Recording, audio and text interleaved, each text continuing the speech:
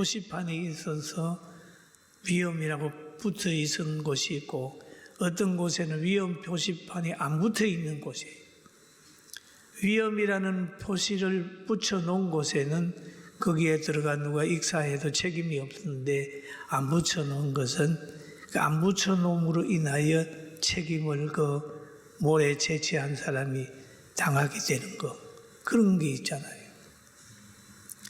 그런 것처럼 복음을 전하면 그 사람이 듣고 안 믿어도 책임이 없는 거예요. 바울이 그 얘기. 이제 나는 이제 깨끗하다. 나는 할 일 다 했다. 그의 피를 내 손에서 찾으리라고 그랬는데, 이제는 하나님께서는 내 손에서 피를 안 찾고 그들에게서 찾는 것이요. 그게 이 얘기를 여기서 한 거예요. 나는 깨끗하니라. 하나님 말씀대로 가르쳐 주었는데 믿지 않는 것은 너희 책임이다 하는 거죠. 바울은 믿지 않는 자의 박해에도 위축되지 않았습니다. 중단하지 않았어요. 유대인들이 안 받으니까 이방인들에게 가가지고 복음을 전하게 된 것입니다. 사랑하는 성도 여러분, 어떤 환경 속에서라도 위축되지 않게 되기를 주님의 이름으로 축원합니다. 할렐루야.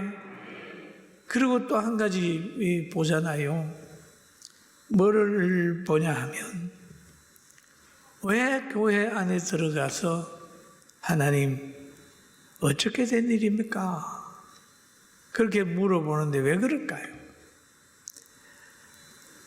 우리가 추구하는 것과 하나님이 우리에게 주시려고 하는 게 차이가 있다는 거죠. 우리가 추구하는 것은 뭡니까? 임시적인 편안을 추구합니다. 이 땅에서 잘 먹고 잘 살고 편안한 거 추구하는 거예요. 그런데 하나님은 이 땅에서는 잠시 있다가 없어질 거니까 이거를 포기하고 영원한 천국에서 누려라. 그렇게 만들어 주려고 하니까 이 땅에 있는 것을 추구하는 사람하고는 안 맞는 거죠. 여러분 교회 와서 이런 생각 여러분도 하셨을 겁니다.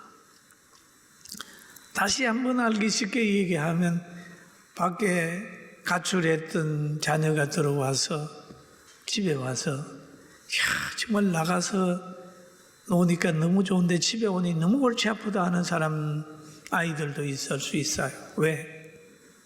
나가면 아무도 간섭하는 사람이 없어요.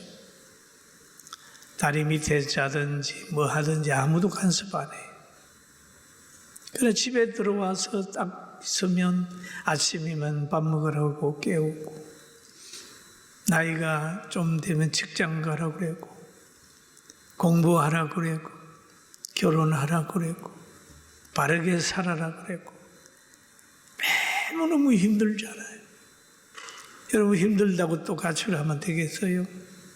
부모님 말씀은 부모님이 살아보니까 너 그렇게 가출하고 그렇게 늦게 일어나고 게으르게 살면 안 되기 때문에 그렇게 얘기하는 거잖아요. 여러분 우리가 하나님의 사랑으로 하나님의 말씀을 사랑으로 받는 지혜가 있기를 주님의 이름으로 축원합니다. 그리고 또 여기에서 보면 우리가 갈등하는 것을 봅니다. 부자 청년이 예수님께 나와 그러는 거죠. 뭐라고 그러냐? 구원을 어떻게 받습니까? 구원받기를 소원했지만 예수님이 재산이 많은 걸 아시고 팔아서 가난한 사람에게 주고 너는 나를 따르라 얘기를 하잖아요. 그러니까 성경에 보면은 그 청년이 재물이 많으므로 그 말씀을 듣고 근심하며 갔다. 왜냐하면 자기를 포기하지 못하고 근심하며 돌아갔다는 내용이 오늘 성경에 나와 있는 거예요. 사랑하는 성도 여러분, 우리가 근심하지 말고 하나님을 따르되 하나님을 믿고 확실하게 기쁨으로 따르게 되기를 주님의 이름으로 축원합니다. 그리고 또 여기에서 보면 여호와를 경외하는 자는 하나님께서 책임지는. 어느 날 예수님께서 제자들에게 말씀하기를 너희는 어디 가든지 전대나 두벌 옷이나 뭐 이런 거 가지고 가려고 하지 말라 그러죠. 복음 전하는 사람들은 다 하나님이 먹인다 라고 말씀을 하셨어요. 그런데 바울 사도를 통해서도 그것이 보여진 겁니다. 바울 사도가 가는 곳곳마다 하나님께서는 거처할 처소를 준비해 주셨어요. 저 빌립보에 갔더니 루디아라고 하는 자주장사를 만나서 그 집에 기거하게 만들고, 또 오늘 보면은 고린도에 갔더니 디도와 유스도라고 하는 사람의 집에 들어가서 거기에 기거하면서 또 여러 곳에 가서 복음을 전하고 해당에서 하나님의 말씀을 가르치는 환경이 된 것입니다. 하나님을 의지하고 가면 가는 곳곳마다 하나님께서 좋은 사람 만나게 해서 먹는 문제, 입는 문제 이런 거 해결해 주시고 복음을 전할 환경을 만들어 주신다는 사실을 믿게 되길 주의 이름으로 축원합니다. 할렐루야. 마찬가지. 저도 여기에 내려와서 가만히 보니까 다 하나님이 예비해 주셨어요. 배가 고파서 배에서 쪼르륵 소리가 날 때는 동네 사람 감동시켜서 라면도 끓여주고, 그때는 아무 생각 없이 받았는데 지금 생각해 보니까 순간순간 하나님의 은혜다고 하는 걸 깨닫게 된 것입니다. 신약에만 그런 게 아니고 구약에서도 보면 엘리사가 이곳저곳에 다니면서 복음을 전합니다. 하나님의 뜻을 전하는 거예요.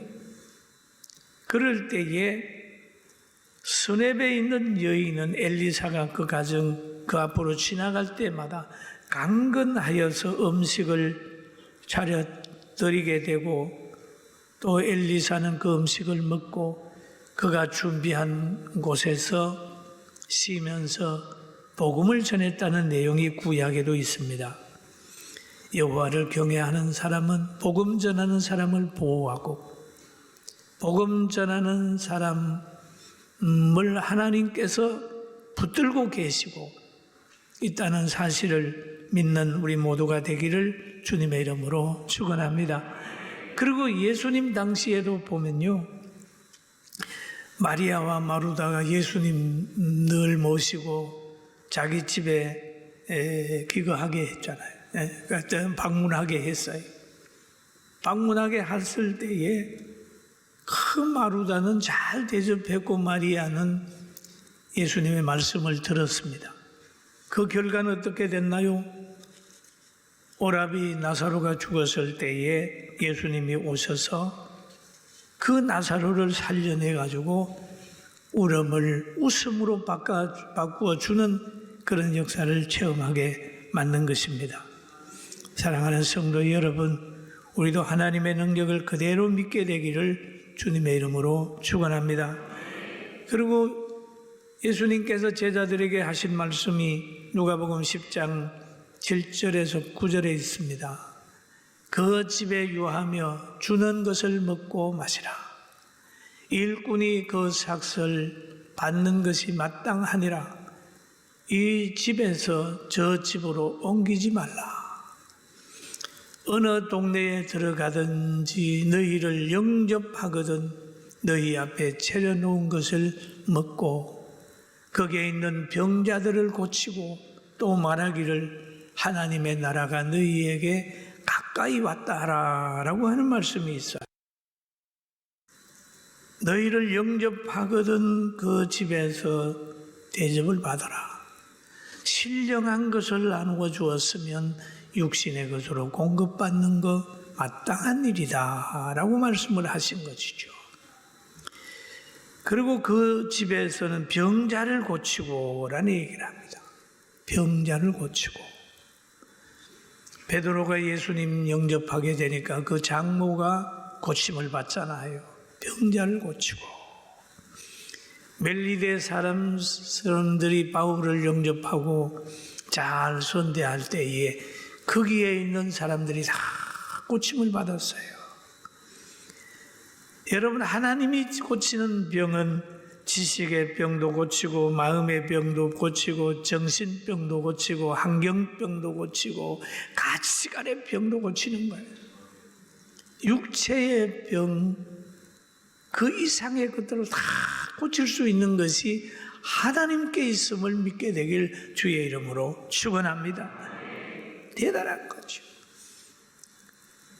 예수님의 말씀을 영접하는 것, 얼마나 귀하다고 하는 것을 우리는 볼 수가 있어요. 병을 고친다. 저는 이 병을 고친다라고 하는 말씀을 읽다가 보면 저는 아주 100번 동의합니다. 동의 안 하는 분들이 가끔 있어요. 그러나 저는 너무너무 많은 체험을 통해서 건강의 주인이 하나님이시고 모든 만병의 의사 되시는 분이 예수님이라는 걸 믿기 때문에 기도할 때도 의심 없이 기도합니다. 할렐루야. 아멘. 그러니까 이 병을 가지고 뭐 하나님은 이 병을 못 고칠 거야 생각하지 말고 하나님이 역사하시면 우리 속에 은밀히 숨어있는 암이나 또 나타나서 우리를 불안케 하는 그런 것도 치료될 수 있다는 믿음을 가지고 환하게 웃으면서 주님 찬양합시다. 할렐루야. 그렇게 돼야 돼요. 그리고 사탄의 세력들은 보면 늘 복음이 전파되지 못하게 하는 거예요. 그 사탄의 세력이. 그런데 하나님께서 늘 복음이 전파되길 원하고 계셔요. 듣든지 안 듣든지 복음을 전해라. 그런 얘기죠. 그런데 이 고린도에서도 보면은 너무 많은 사람들이 비방하고 압력을 넣으니까 바울이 연약해지잖아요.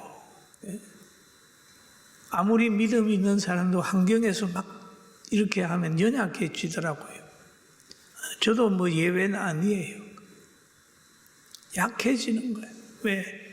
욕 안 먹고 또 어려움 안 당하려고 하는 요소가 저에게도 있고 여러분들에게도 있을 겁니다. 바울에게도 그런 생각이 있을 수 있을 거예요. 그러니까 하나님이 주님이 밤에 바울에게 한상중의 역사를 하는데 우리 한번 같이 보실까요? 밤에 주께서 한상 가운데 바울에게 말씀하시되 두려워하지 말며 침묵하지 말고 말하라. 두려워하지 말고 침묵하지 말고 말하라.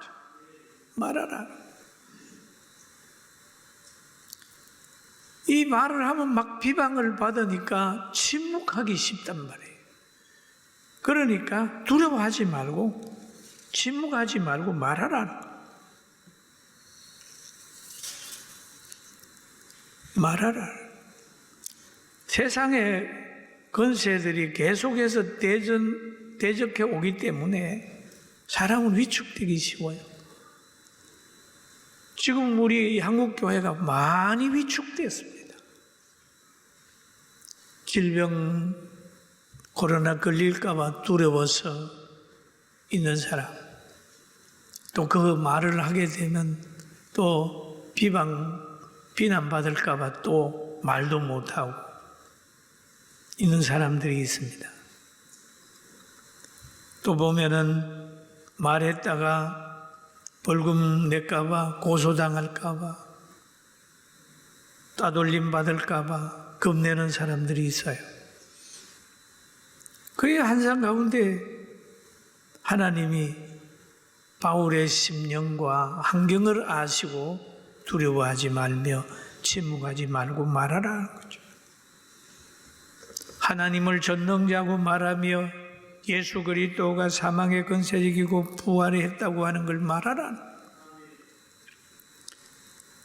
교회를 대적하는 세력들을 두려워하지 말고 말하라는 거예요. 여러분, 우리가 이 땅에 살면서 성경을 벗어나고 원칙을 벗어나고 인간의 삶의 질을 떨어뜨리는 것을 보면서도 우리가 말 못할 때가 있습니다. 세례 요한이 왕의 잘못을 지적하다가 어린 여자의 춤값으로 목이 달리는 그런 게 있잖아요. 오늘날에도 우리는 바른 것이 아닌 것을 많이 보고 있습니다. 특별히 오늘 우리 여러분, 저도 경기도고 여러분도 경기도인데 요즘에 한 사람에게 10만 원씩 준다며요. 여러분 받았습니까? 주면 좋잖아요. 그러나 이것이 복지는 아니다. 받는다고 좋은 게 아니고 내가 받으면서도 아닌 건 아니라고 하란 말이에요.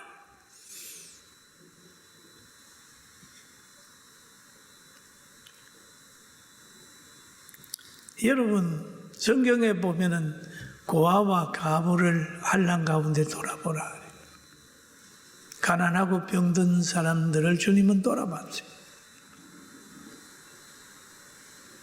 아무리 우리에게 좋은 걸 준다 할지라도 아닌 건 아니라고 얘기를 해야 되죠. 여러분 보십시다. 여러분이 빵이 5개가 있어요. 아이들이 5명입니다. 다른 사람은, 관심 없는 사람은 편리주의로 하나씩 나눠주고 말 거예요. 야, 5개다, 5명 공평하게 나눠줄게. 공평한 것 같죠? 엄마가 보면은 공평하지 않을 수도 있습니다. 가만히 살펴보면 밥을 먹고 왔네, 밥을 먹지 않았네, 거기에 당뇨가 있는 애, 아니면 어려서 빵을 못 먹는 애 있을 거예요. 살펴봐야 되죠. 살펴보고 밥을 먹고 빵이 필요 없다고 하는 애들은 양보해. 배고파 헐떡이는 애를 향해 2개 주면서 너 배 좀 채워. 이것이 복지입니다. 이것이 사랑입니다. 공평하다고 해서 장애를 가진 사람하고 건강한 사람하고 이 땅에서 한번 뛰어봐. 달리기 하면 누가 이겨요? 건강한 사람은 건강한 대로, 장애가 있는 분은 장애가 있는 대로 국가가 잘 보호해야 되지, 편리 위주로 선심 쓰듯이 해버리면 누가 좋아합니까? 이런 얘기를 하다가 보면 미움받는 거예요. 그러나 여러분은 복지하는 교회는, 우리 모두는 바른 가치관을 가지고 나라의 100년 후에 우리 어린 아이들이 살 나라를 생각하면서 우리가 먹고 싶은 것들 먹고 내가 손해보더라도 나라를 부강하게 하고 종교의 자유를 있게 해야 정상입니다. 아멘? 이 정도 분별은 대줘야 돼요. 대줘야 돼요.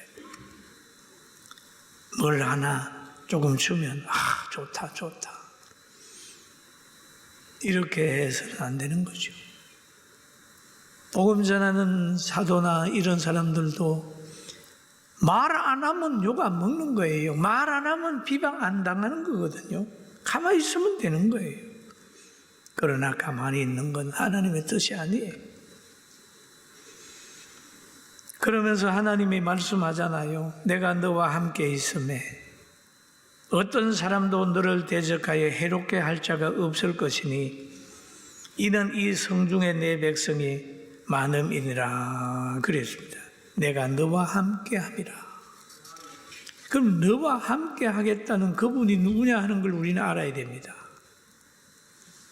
전능하신 하나님, 물을 변하여 포도주가 되게 하는 하나님, 주님, 갈릴리 바다의 풍랑을 잔잔하게 하는 그런 능력 있는 분, 죽은 나사로를 살려내는 그분이 함께 하시겠다고 했어요. 믿습니까? 믿습니까? 함께 한다는 얘기죠. 이 약속은 꼭 지키는 분이, 어떤 사람도 너를 대적하여 해롭게 할 자가 없다. 없다. 여러분, 모세를 누가 해롭게 했나요?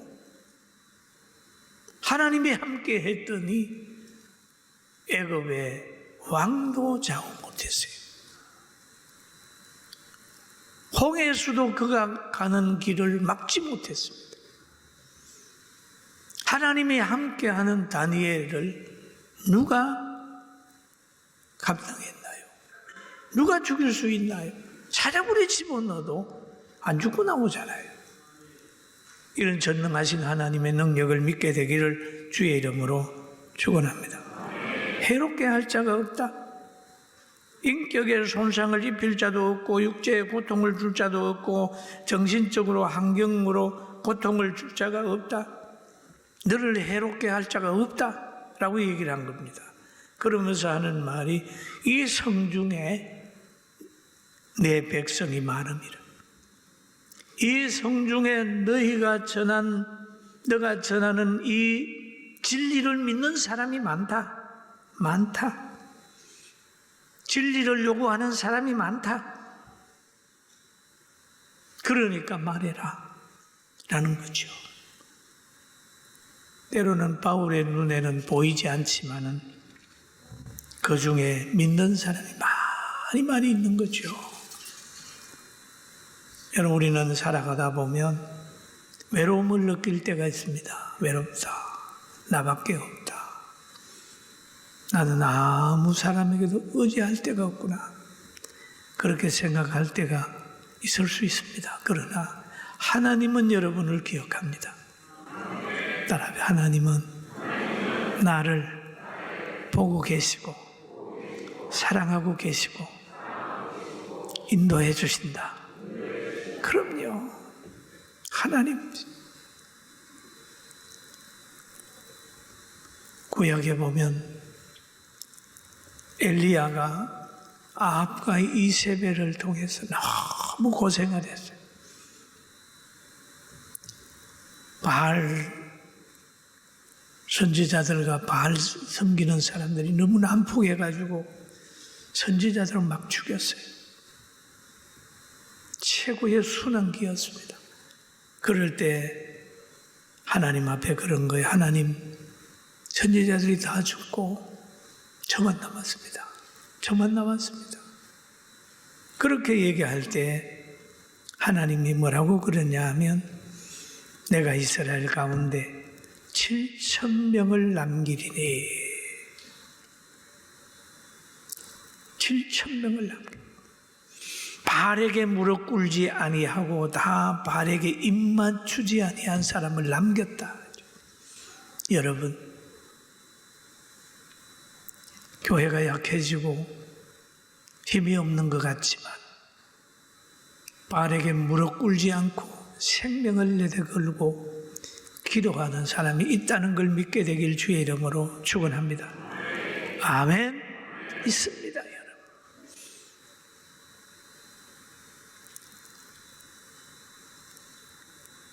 있는 거예요. 하나님께서 성도들을 살려놓은 거예요. 우리 교회도 있고 다른 교회도 있고 지금도 굴에 들어가서 나라와 민족을 위해 기도하는 분도 있고 1000일 24시간 기도하는 우리 교회 같은 데도 있어요. 좌절하지 말고 복음 전하고 담력을 가지고 신앙생활 잘해서 하나님이 주시려고 하는 영원한 축복, 영원한 누림, 온전한 승리, 주시고자 하는 그 사랑을 받아 누리는 우리 모두가 되기를 주님의 이름으로 축원합니다. 할렐루야.